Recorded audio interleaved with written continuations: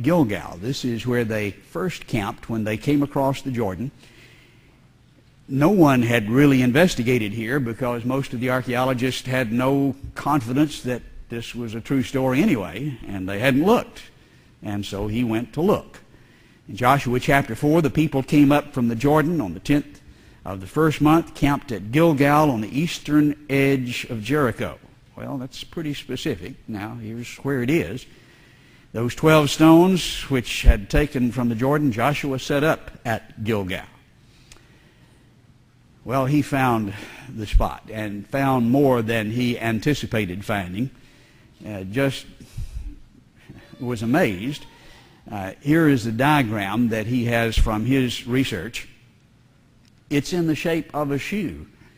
Now, at the heel, you find a configuration that fits precisely the dimensions of the tabernacle, which is what they set up here when they came across. Out on the toe, you find a circular area there that we'll look at again in a moment. But what is this about? And as he thought about it, he reflected back on Deuteronomy chapter 11, where Moses told them, every place on which the sole of your foot treads shall be yours. Your border will be from the wilderness to Lebanon, from the river to the Euphrates as far as the western sea. And then Joshua said in chapter 1, every place on which the sole of your foot treads, I have given it to you, just as I've spoken to Moses. The people got there, and they set up this area to make the claim, this is ours.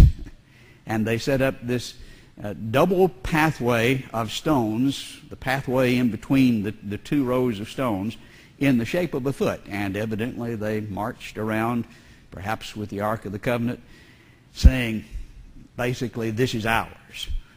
And that heel portion that you can see again is exactly the dimensions of the tabernacle. And that circular area down near the toe has just been, that hasn't been published yet. You won't be able to read this possibly until next year. But in the middle of that circular altar appearing is 12 standing stones. I think that's awesome.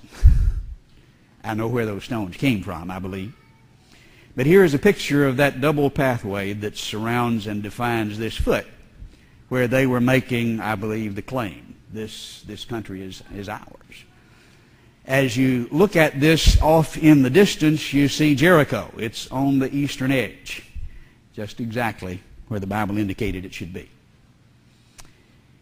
As we go to Jericho, of course, a very famous area and where a great deal of archaeological work has been done, we recall Joshua chapter 6, verse 3, you'll march around the city, all the men of war. You'll do so for 6 days. The priests carry the ram's horns. They blow the ram's horns, the trumpets, the walls fall down on the seventh day so that the people will go up straight ahead. Pretty amazing story. Not exactly a reasonable sounding battle plan. Just march them to death, go around and around, and it falls down. Well, this is not a normal plan. This is a supernatural plan. And a lot of archaeologists have been here. The original archaeologist, Garstang, did work in the early 1900s, was confident this was Joshua's Jericho. But then that was refuted, we're told. There is a cable car that allows you to go up over the tell, which you see here in the circle. This is the mound where the ancient city is found, and quite a bit of excavation can be seen from the air.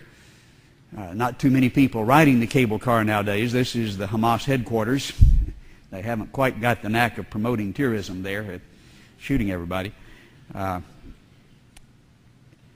But after Garstang had done his work, Kathleen Kenyon took over. She's one of the ones who we're told has modernized archaeology in Israel.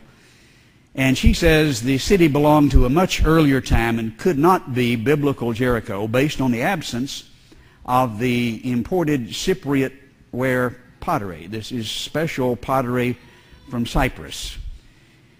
That should be there if this is Joshua's time. And there's some fairly reasonable conclusions regarding that. She dug and she didn't find it. And so she concluded it couldn't be Joshua's Jericho. She did acknowledge that things were burnt and the walls had fallen. The lack of pottery proved that it could not be Joshua's Jericho. And then she died, fortunately. We'll have more to say about her later. Bryant Wood began to work there in the late 90s and after the turn of the century, and found exactly what she said would indicate that it was Joshua's Jericho, but she says it wasn't there. He found that it was. This is expensive pottery. She was digging in the poor part of the city. He said, you ought to look in the prosperous part, and he found lots of it. And we, by the way, do have an excellent example of that Cypriot pottery back in the museum, the artifact room, that you can examine.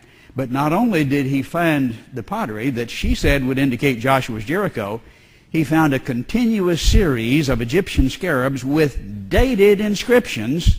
I mean, how do you nail it down any better? An unbroken series extended from the 18th century BC, way before the Exodus, up to the time of the conquest where it stops. An unbroken series right up to the time of the conquest, and it's over. There's no way to establish it any better than that. He found a number of things, some of which Kenyon had found, the remains of a fortified tower, storage containers that had indicated were full of grain at the time that it was burned. Normally, you wouldn't find that with a conquered city because grain is a commodity much like our money today. And so the people that conquer it take the grain. But they didn't here. Well, we know they were commanded not to take things from Jericho. And furthermore, in Joshua chapter 3, we're told that when they came across the Jordan, this was at the time of the harvest. And so the storage containers would be full, and they would leave them full, and then the burned city is piled on top of it. Again, confirming what we find. He found the retrievement wall at the base of the tell that had reinforced it. He found the fallen brick outside that retrievement wall that formed basically a ramp going up toward the city. Here are some of those fallen brick where we were just a few months ago. This is the diagram that Bryant Wood made showing the fallen brick making virtually a ramp going up the retaining wall toward the tell, and this is the way they conquered the city. One of the most amazing things that he found, just made chills go up and down my spine as I looked at it. There was one portion of the wall that was still remaining. The whole wall didn't fall. There was one, you remember there was a promise that was made to one whose house was on the wall that it would be preserved. And we look at that one portion that is left, and we see the house. I think I know who lived there. Joshua chapter 2, she let them down by a rope through the window, for her house was on the city wall, so that she was living on the wall. And she was promised that her house would be preserved. The only portion that's left. Well, I find that thrilling.